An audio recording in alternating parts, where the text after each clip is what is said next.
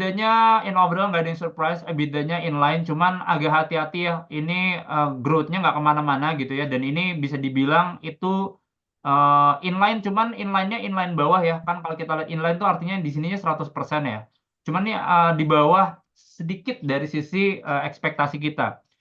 Yang paling menarik adalah ini ya teman-teman ya. Jadi kalau kita lihat itu kan kemarin mereka bisnisnya ini kan sebenarnya apa ya, kayak sewain base transfer station kan. Jadi kemarin kalau buat yang si Excel itu demand-nya masih bagus. Cuman kalau Indosat itu secara pendapatan itu revenue-nya turun sampai 14%.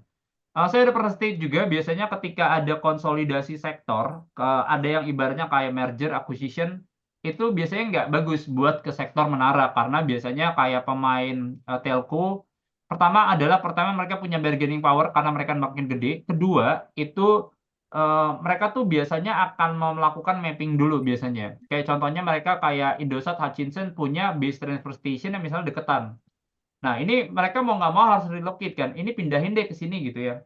Nah, ini biasanya harus dipindahin. Jadi intinya kayak setiap kayak fase konsolidasi, merger, ini kayak penambahan sewa menara itu bisa dibilang flat. Nah, ketika ternyata nggak cocok, ayo deh emang ini kayaknya kontraknya nggak usah gitu. Jadi translasinya bisa turun. Nah, biasanya kalau relocate kontrak, beratnya buat si Tebik dong, Pak. Karena mereka keluar duit. Enggak. Biasanya kalau relokasi menara, itu capex-nya di pemain telkonya. Jadi itu ya. So ini tenancy ratio-nya turun juga ke 1,84, EBITDA marginnya ini masih lumayan tinggi ya teman-teman ya.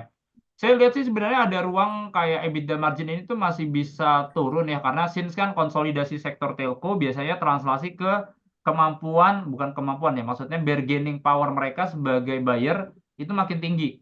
Nah, ini kelihatan sebenarnya kalau kita ngomongin kayak tarif menara per bulan dulu itu bisa sampai 18 juta. Sekarang tuh sekitar 12 sampai 13 juta.